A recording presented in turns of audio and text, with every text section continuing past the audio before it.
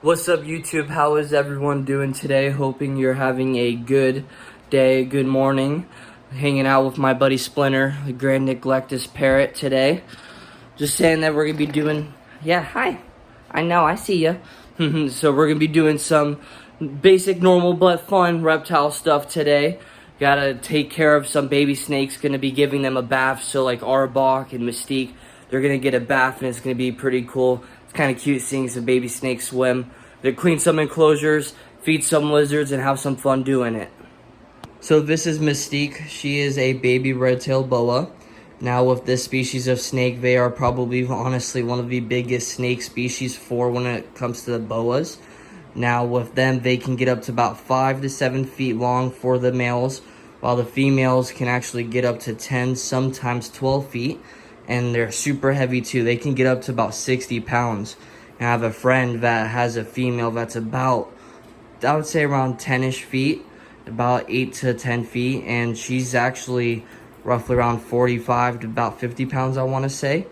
Now the reason why they got the name red-tailed boa is because if you look at the end of the tail, when it starts to get to that last third of the tail, becomes a bright, vibrant red spotting pattern, especially like right there, you can see it. While on the top, when it's like closer to her head and like in the middle of her body, it stays more of like a brownish, a bright and dark brown color.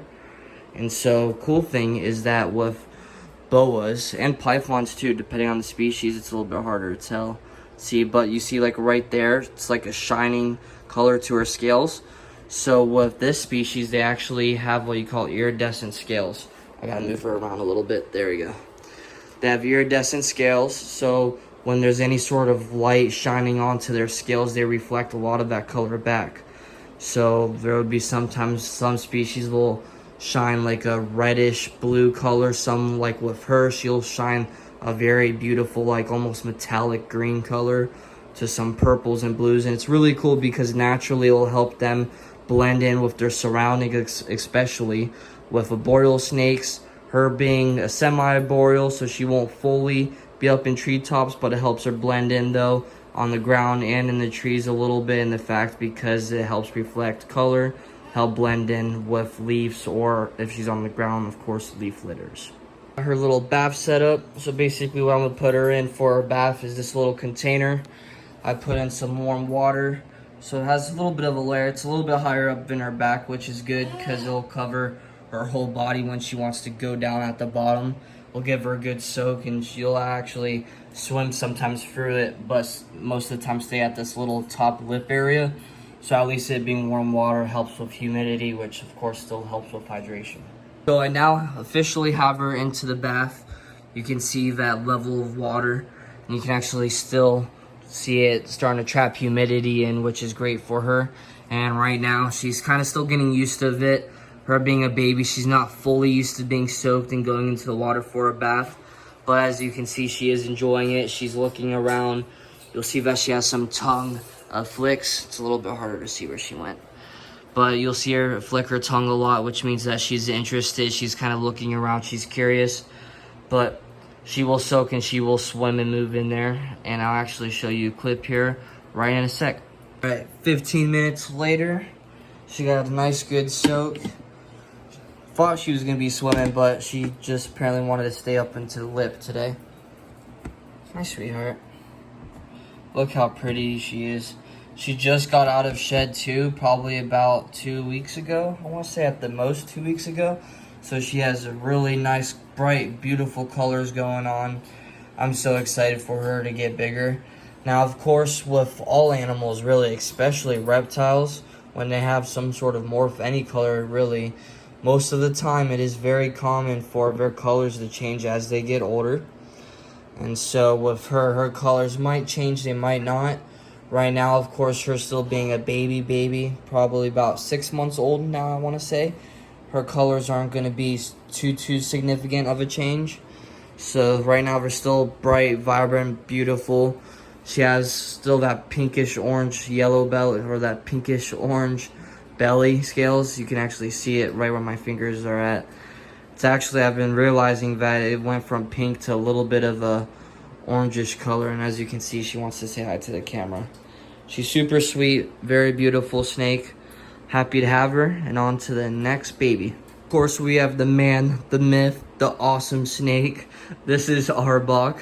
Arbok is my baby false water cobra. Now, with false water cobras, they are not a true cobra. Promise you, their venom is not like a cobra venom where if I got bit, it would kill me. If that was the case, I would most definitely not be holding them like this. Now, with these guys, the reason why they got the name Cobra is because you can see it a little bit right behind his head, but when they get defensive or scared, they can actually fly in the first couple of their ribs, spread them out almost like a little mini hood, like a cobra. Now, the reason why they got the false part is strictly because they are not from the Elapid family, aka the cobra family. They come from a colubrid family. So if it was a venomous snake, false water cobras, of course, would come from the same family as colubrids of like taipans, king browns, collet snakes, or of course your typical pets of like corn snakes. I don't know why I'm wanting to say samboas, but it's not corn snakes, king snakes, all sorts of different species as well. Now, Arbok here does have a venom. It's not like a venom you think where he'll drop me dead if he bites me. He is what you call a rear fang venom. And so it's a type of injection where instead of his fangs being in the front, which are the ones that envenomate you, instead of his fangs that envenomate you are being in the front, they're in the back, aka rear fanged. So for this dude to even envenomate me, he wouldn't just need to bite me. He would actually have to sit there and chew and try his best to get those back fangs into my hand. But him being a baby, he wouldn't even be able to be capable of that. And his venom would be no different than like a bee sting or an ant bite. Sorry, that's Splinter who's screaming right now, of course. But it'd be no different than a bee sting or an ant bite. And he is super beautiful. He is a male. I'm not quite sure if he's a confirmed male, but I believe he is from how long his tail is. Now he has a beautiful, like a blondish gold coloration. Absolutely amazing. Now with false water cobras, they are a little bit on the yellow color, but it's not like this high yellow that you see. So it's going to be awesome because later on I would love to breed this species. They're a little bit harder to breed in the main fact that the males are actually the ones you have to put with the females to find, rather than, of course, it usually being the opposite of that. But it's going to be cool. I'm excited later on in the future because make some really pretty babies. And I'm going to be putting them right into this, the same tote that I used for Mystique. Of course, I rinsed it out, but it's going to be his little bath tote. Same thing, going to fill it in with water. Now with him, you're most definitely going to see him swim. Of course, having the name water cobra, they are aquatic species as well, semi-aquatic, so they will swim through water. He's in the water right now. You can actually see him swimming. Super cool with snakes, of course, not having any legs or arms, no limbs to help them with swimming. They'll use all those muscles in their body to basically move like a snake to swim back and forth.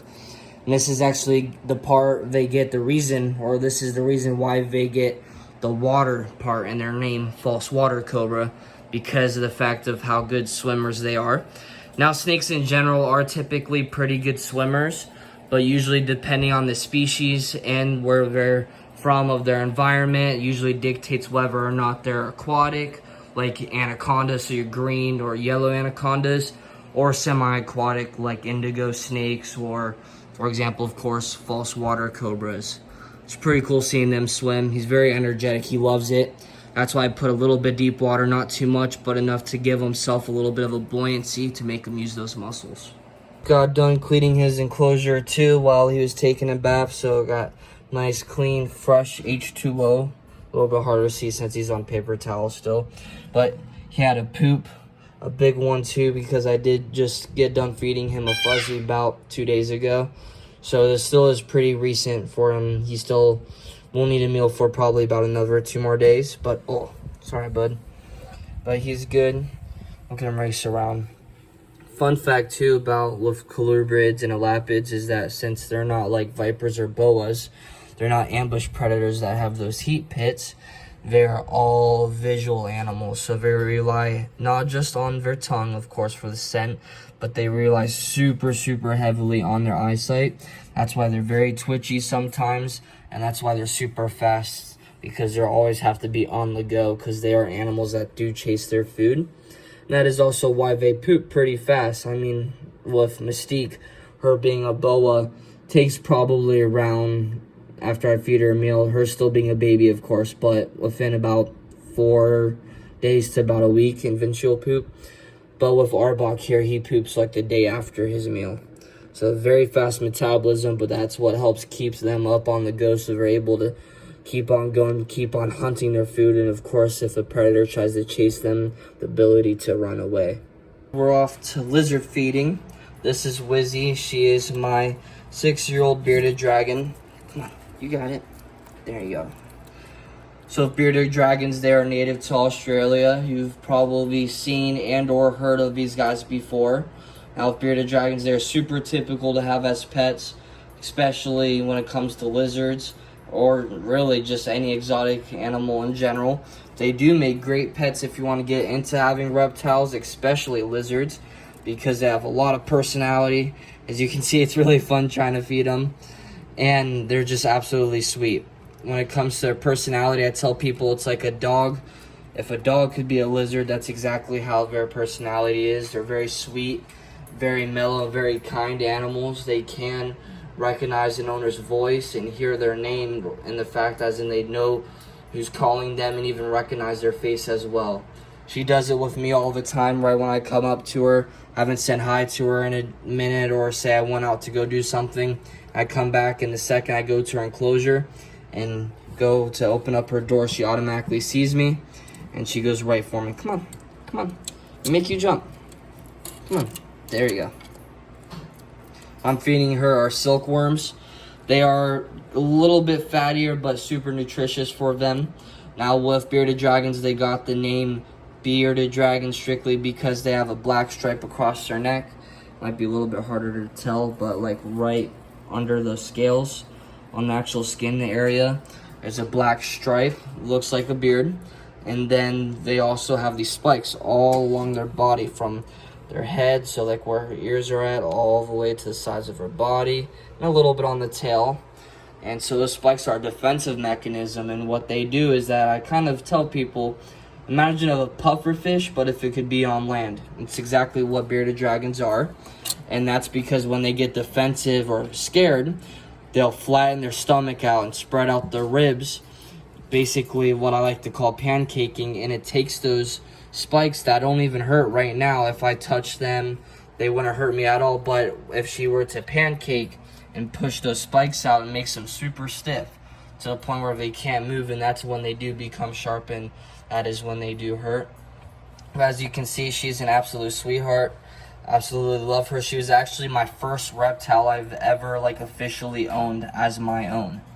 I've had her since she was a hatchling, probably not even a month old, about 2 weeks. She's honestly like a little bit longer than what you see right now. From my thumb to my finger, a little bit longer than that. Right out the egg. Super sweet. Absolutely love these guys. They get a good size too. As you can see, this isn't her permanent enclosure, as you see, decorated with wrapping paper. She does come out a lot, so most of the time she is out of her enclosure, but they can get a pretty good size, good hand comparison. Now there are some bearded dragons that are giant, so they get a lot bigger than this, but typically healthy beardy is about this size, so pretty good. Super docile, super sweet animals. Absolutely love them. My boy Rocket. Rocket is a Moroccan Uromastix. This lizard species is nicknamed spiny-tailed lizard because the only part of their body that has spikes is their tail. And it's a defensive mechanism they use so that they're able to protect themselves by using that as a whip. Them being a terrestrial lizard, if they were scared or if they were to burrow underground, what they'll do is they'll stick their whole entire body into that burrow except for their tail, purposely leaving it out and exposed. So if a predator tries to grab them, all they grab is that tail, or if another animal or lizard tries to take their home, they can use that tail as a whip. I'll have to give them some worms. Whoa, what's that? Oh, come on, bud. Run, Forrest, come on, bud. There you go. They are pretty fast lizards. Now with Moroccan Uromastix, they are really cool, and as you see, super, super beautiful species. I absolutely love these guys. They are very much notoriously known for getting this bright green, vibrant color, as you see. Super, super pretty. I absolutely love them. And this guy I've also had since he was a hatchling, so probably about from his back leg.